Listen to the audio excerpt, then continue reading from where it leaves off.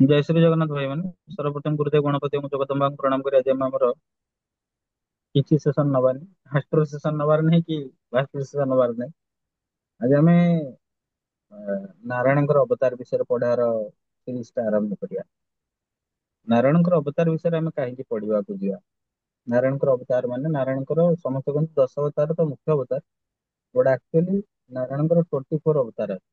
ପ୍ରତ୍ୟେକ ଅବତାର କିଛି ଗୋଟେ ମହନୀୟତା ଅଛି, କିଛି ଗୋଟେ ମହିମା ଅଛି। ସେ ଅବତାରର ଯୋଉ ପ୍ରୋସେସ ଟା ସେଇଟା ଗୋଟେ ଇଭଲ୍ୟୁସନ କୁ ଦେଖାଏ। ପ୍ରଥମେ କେମିତି ଜୀବନ ଆରମ୍ଭ ହେଲା ଏବଂ କୋଉଠି ଜୀବନ ଆରମ୍ଭ ହେଲା ଏବଂ ଶେଷରେ ଜୀବନର ଲକ୍ଷ୍ୟ କଣ ଏବଂ ଏ ଅବତାରରେ ପ୍ରଭୁ କଣ କଣ ସବୁ କରିଥିଲେ। ଆମେ ତାକୁ ଏଇଥିପାଇଁ ପଢୁଛେ କି ଯିଏକି ଆଦି କାରଣ, ଯାହାଙ୍କ ଯୋଗୁ ଏ ସମଗ୍ର ବିଶ୍ଵ ବ୍ରହ୍ମାଣ୍ଡ ଅନନ୍ତ କୋଟି ସୂର୍ଯ୍ୟ ଚନ୍ଦ୍ର ତାରା ଯୋଉମାନେ ଅଛନ୍ତି, ଯାହାଙ୍କର ଇଚ୍ଛା ମାତ୍ରକେ ସୃଷ୍ଟି ହେଇଯାଇଛି, ତାଙ୍କ ମହିମା ବିଷୟରେ ପଢିବା ତ ନିଶ୍ଚିନ୍ତ ଆବଶ୍ୟକ। ଏଇଟା ଆମେ ଭାବିଲୁ। ଗୁରୁବାର ଜେନେରାଲି ଆମେ ସେସନ ନଉନା, ବଟ ଗୋଟେ ହୃଦୟ ସହକାରେ ଇଚ୍ଛା ହେଲା କି ତାଙ୍କର କେମିତି ଅବତାର କଥା ଗୁଡାକୁ ନିଜେ ପଢିବା ସହିତ ଅନ୍ୟମାନଙ୍କୁ କହିବା, ସେଥିପାଇଁ ଜଷ୍ଟ ସେସନ ଷ୍ଟାର୍ଟ ହେଇଛି। ତ ଏଇଟା କାହିଁକି ଆମେ କରିବା, ଏ ବିଷୟରେ ଆମେ ଜଷ୍ଟ କହିବାକୁ, ତାପରେ ଆମେ ନେକ୍ସଟ ଗୁରୁବାରଠୁ ସେସନ ଗୁଡାକ ଗୋଟେ ଗୋଟେ ଭଲସେ ଭଲସେ ନବା। ବହୁତ ଲମ୍ବା ନବାନି କି ବହୁତ ସର୍ଟ ନବାନି, ପୁରା ଯୋଉ କହନ୍ତି ପିନ୍ ପଏଣ୍ଟେଡ କରିକି ନବା ଡାଟା ସହିତ। ଏଇଟା ଏଇଥିପାଇଁ ନବା ଯେ ଇଭଲ୍ୟୁସନ ତ ଦେଖିବା ଦେଖିବା, ସେ ଆଦିକାରଣ ନାରାୟଣ ତାଙ୍କର କିଛି କର୍ତ୍ତବ୍ୟ ନାହିଁ। ସେ ଯାହାକୁ ଚାହିଁବେ ଯେତେବେଳେ ଚାହିଁବେ ଆ, ଯାହା ଚାହିଁବେ କରିପାରିବେ। ବଟ ଫିର ବି ଯେତେବେଳେ ସଂସାର ପ୍ରତି କୌଣସି ବିପଦ ଆସେ, ଯେତେବେଳେ ଯେତେବେଳେ କୌଣସି ପ୍ରୋବ୍ଲେମ ଆସେ, ସେ ସଦା ସର୍ବଦା କଣ କରନ୍ତି ନା ସଂସାରକୁ ରକ୍ଷା କରିବା ପାଇଁ, ଧର୍ମକୁ ରକ୍ଷା କରିବା ପାଇଁ ସେ କିଛି ଏକ୍ସଟ୍ରିମ ଷ୍ଟେପ ନେଇଯାଆନ୍ତି। ଯୋଉ ଏକ୍ସଟ୍ରିମ ଷ୍ଟେପ ଗୁଡା ଗୋଟେ ନର୍ମାଲ ବିଙ୍ଗ, ହ୍ୟୁମାନ ବିଙ୍ଗ ହଉ କୌଣସି ଦେବତା ବି ହୁଅନ୍ତୁ, ଙ୍କ ପାଖରେ ନବା ସମ୍ଭବ ନୁହେଁ, କଦାପି ସମ୍ଭବ ନୁହେଁ। ଏବଂ ତାଙ୍କ ଠାରୁ ତାଙ୍କର ମହିମାର କଥାଟା ବହୁତ ଇମ୍ପୋର୍ଟାଣ୍ଟ। ଏ ତ ନିଶ୍ଚିତ ଭାବରେ ଇମ୍ପୋର୍ଟାଣ୍ଟ, ସେ ନଥିଲେ ତାଙ୍କର ମହିମା ବିଷୟରେ କଣ କେମିତି ଆଲୋଚନା କରିଥାନ୍ତେ। ଠିକ ଅଛି ନା? ଏଇଥିପାଇଁ ଇମ୍ପୋର୍ଟାଣ୍ଟ, ଆପଣ ଯଦି ଶ୍ରୀମଦ ଭାଗବତ ଗୀତାର 18 ନମ୍ବର ଅଧ୍ୟାୟ ପଢିବେ, ସିଏ ତାଙ୍କର ଅ, ତାଙ୍କୁ ପାଇବାର ମାର୍ଗ ପାଇଁ କ୍ଲିୟରଲି ଗୋଟେ ଶ୍ଲୋକରେ ମେନସନ କରିଛନ୍ତି ଯେ ମତେ ଯଦି ପୂର୍ଣ୍ଣତ ଜ୍ଞାନୀ ଯୋଗୀ ଯେତେ ଯିଏ ହେଲେ ବି ଜାଣିପାରିବନି, ଯଦି ପୂର୍ଣ୍ଣ ଭକ୍ତି ସହିତ ମୁଁ ମୋର କିଏ ଉପାସନା କରେ, ତାହେଲେ ତାର ସ୍ୱରୂପକୁ, ତାହେଲେ ମୋର ସ୍ୱରୂପକୁ ସିଏ ହୃଦୟଙ୍ଗମ କରିପାରେ। ଆଉ ଭକ୍ତିର ଗାଢତ୍ୱ ହଉଛି ପ୍ରେମ, ଭଲ ପାଇବା। ମୋ ଗୁରୁ କହନ୍ତି ଯେ ନାମ ମାନେ ନେମ, ନାମ ମାନେ କଣ କହନ୍ତି, ଯୋଉ ଗୁରୁ ପ୍ରଦତ୍ତ ନାମ ଆଉ ପ୍ରେମ, ଭଲ ପାଇବା, ଯେ ବିଶ୍ଵ ବ୍ରହ୍ମାଣ୍ଡକୁ ଜୟ କରିପାରେ। କାହିଁକି ବିଶ୍ଵ ବ୍ରହ୍ମାଣ୍ଡକୁ ଜୟ କରିପାରେ? କାରଣ ନାମ ପ୍ରେମ ଭିତରେ ଏତେ ତାକତ ଅଛି ଯେ ସଂସାର କୌଣସି ବି ନେଗେଟିଭିଟି ତା ସାମ୍ନାରେ ତିଷ୍ଠି ପାରିବ ନାହିଁ। ଏବଂ ପ୍ରେମ ଟା ସେତେବେଳେ ଆସିବ ଯେତେବେଳେ ଆମେ ସେ ଯୋଉ ଯାହାଙ୍କ ପାଇଁକୁ ଆମେ ଭକ୍ତି କରୁଛୁ ବା ଯୋଉ ଜିନିଷଟା ପାଇଁ ଆମେ ଭକ୍ତି କରୁଛୁ ତାର ମହିମା ବିଷୟରେ ଆମେ ଯେତେବେଳେ ଜାଣିବୁ। ଗୋଟେ ଲୋକ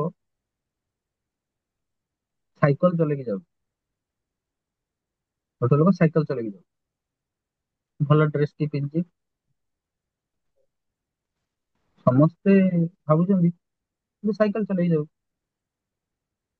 କିନ୍ତୁ ସେ ଯେ ମାନେ ନର୍ମାଲ ସାଇକେଲ, ମାନେ ଷ୍ଟାଇଲ ବାଲା ସାଇକେଲ ନାହିଁ, ମାନେ ଯେମିତି ଯୋଉ ପରିବା ବାଲା ଯେମିତି ସାଇକେଲ ଚଲାନ୍ତି, ସାଇକେଲ ନେଇକି ଯାଆନ୍ତି, ସେମିତି ସାଇକେଲ ନେଇକି ଯାଉଛି। ସମସ୍ତେ କଣ ଭାବିବେ ନର୍ମାଲ ଲୋକଟା, କିନ୍ତୁ he is a very highly high, ମାନେ ଗଭର୍ଣମେଣ୍ଟର ଗୋଟେ ବହୁତ ହାଇ ପୋଷ୍ଟ ଅଛି, କିନ୍ତୁ କେହି ଲୋକ ତାକୁ ଜାଣନ୍ତି। କିଏ ଲୋକ ଜାଣିବ ନା ଯେ ତାର ମହିମା ଦେଖିଥିବ, ଯେ ଜାଣିଥିବ କି ଏ ଲୋକଟା ଏତେ ହାଇ ପୋଷ୍ଟ ରୁ ବିଲଙ୍ଗ କରୁଛି, କିନ୍ତୁ ଫିର ବି ସାଇକେଲ ଚଲାଉଛି। ତେଣୁ ଯେପର୍ଯ୍ୟନ୍ତ ତାର କଥାକୁ ଶ୍ରବଣ ନ କରାଯାଏ, ତାର ମହିମା ମଣ୍ଡନ ନ କରାଯାଏ, ତାର ନାମକୁ ହୃଦୟର ଭାବ ସହିତ ଜପ ନ କରାଯାଏ ସେ ପର୍ଯ୍ୟନ୍ତ ଯେ ପର୍ଯ୍ୟନ୍ତ ତାର ଦୟା ନ ହୁଏ ହୃଦୟରେ ଭକ୍ତି ଭାବ ଜାତ ହେଇପାରିବ, ପ୍ରେମ ଟା ଜାତ ହେଇପାରିବ। ଆଉ ମଣିଷ ପାଖରେ ଯଦି ପ୍ରେମ ନାହିଁ ସେ ହଜାର ଜ୍ଞାନର କଥା କହୁ, ହଜାର ଅହଙ୍କାରର କଥା କହୁ, ହଜାରେ ରାଗର କଥା କହୁ, ଯାହା ବି କହୁ, କିନ୍ତୁ ସେ ମଣିଷର ହୃଦୟ ଜୟ କରିପାରିବ। ତେଣୁ ଶ୍ରବଣ କୀର୍ତ୍ତନ ଆଉ ମନନ ଏ ତିନିଟା ଭକ୍ତିର ମୁଖ୍ୟ ସ୍ରୋତ, ଯାହାକି ଆପଣମାନେ ଭାଗବତରେ ପାଇଯିବେ, ଶ୍ରୀମଦ ଭାଗବତ ମାନେ ପାଇଯିବେ। ବଟ ଏଟା କେମିତି ହବ? ତାର ମହିମା ଜାଣିବେ। ତେଣୁ ସେଇଥିପାଇଁ କୁହାଯାଏ ରାମଙ୍କ ଠାରୁ ରାମ ନାମର ମହିମା ବହୁତ ହି ଇମ୍ପୋର୍ଟାଣ୍ଟ। ଏବଂ ରାମ ନାମର ମହିମାକୁ କିଏ ଏତେ ପରିସ୍ଫୁଟିତ କରିଥିଲେ ନା ଭଗବାନ ହନୁମାନ ପରିସ୍ଫୁଟିତ କରିଥିଲେ। କାହିଁକି? କାରଣ ସେ ହୃଦୟର ବ- ମାନେ କଣ ଡିପ୍ ଡିଭୋସନ, ଯୋଉଟାକୁ ଭଲ ପାଇବା, ଡିପ୍ ଲଭ ର ସହିତ ସେ ନାମକୁ ଜପ କରୁଥିଲେ। ଆମେ ଯଦି ହଜାର କୋଟି ବାର ନାମ ଜପ କରିବା କିନ୍ତୁ ମନରେ ଭାବ ନାହିଁ, ଭକ୍ତି ନାହିଁ, ତାହେଲେ ନାମ ସେତିକି ମାତ୍ରାରେ ଫ୍ରୁଟଫୁଲ ହବନି, କେବଳ ଗୋଟେ ପରିଶ୍ରମ ସାର୍ଥକ ହବ। ତେଣୁ ଆମେ ସେଇ ପରବ୍ରହ୍ମ ପରମାତ୍ମା ଆଦିକାରଣ ନାରାୟଣଙ୍କର ଯୋଉ 24 ଅବତାର ଅଛି ତାର ସେସନ୍ସ ଗୁଡାକୁ ଆମେ ରେକର୍ଡ କରିବା। ଇଏ ଗୋଟେ ଇଣ୍ଟ୍ରୋଡକ୍ସନ ଥିଲା, ଇଏ ଗୋଟେ ସେପାରେଟ ପ୍ଲେ ଲିଷ୍ଟ ହବ ନାରାୟଣଙ୍କର 24 ଅବତାର। ଏଇ ଅବତାର ବିଷୟରେ ଆମେ ଛୋଟ ଛୋଟ ଗୋଟେ ଗୋଟେ ଡେସ୍କ୍ରିପସନ ନବା, ମାନେ କଣ କିଏ କରୁଥିଲେ, କୋଉ ରାଜା ଥିଲେ, କେମିତି ସନାତନ ପରମ୍ପରାର ଅବତାରର ପ୍ରକ୍ରିୟା ଟା ଚାଲୁଥିଲା, ଏଇ ଜିନିଷଟାକୁ ଆମେ ସବୁ ଡିସ୍କସନ କରିବା।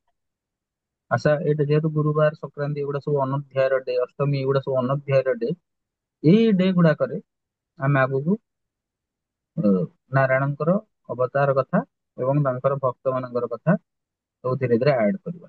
ଏବେ ଆଜିର ସେସନରେ ଇଏ ଗୋଟେ ଇଣ୍ଟ୍ରୋଡକ୍ସନ ସେସନ ଥିଲା କି ଆମେ କଣ କରିବାକୁ ଚାହୁଁଛୁ ଏଇ ନାରାୟଣଙ୍କ ଉପରେ ବା ନାରାୟଣଙ୍କ ମହିମାର ଉପରେ, ଯୋଉଟା ଗୋଟେ ଛୋଟ ପ୍ରୟାସ ମାତ୍ର। ବହୁତ ସାରା ତ ଅଛି ଭିଡିଓ, ସମସ୍ତେ ଦେଖିପାରିବେ, ସମସ୍ତେ ଶୁଣିପାରିବେ, ବଟ ଆମର ଗୋଟେ ହୃଦୟର ଏକାନ୍ତ ଇଚ୍ଛା କି ଆମେ କିଛି ତା ପାଇଁ କହିପାରୁ, ସେତିକିରେ ଆମ ପାଇଁ ଜୀବନ ଧନ୍ୟ। ତେବେ ଆଜିର ଏଇ ଇଣ୍ଟ୍ରୋଡକ୍ସନ ଭିଡିଓ ପାଇଁ ଏତିକି। ସମସ୍ତଙ୍କୁ ଜୟ ଶ୍ରୀ ଜଗନ୍ନାଥ।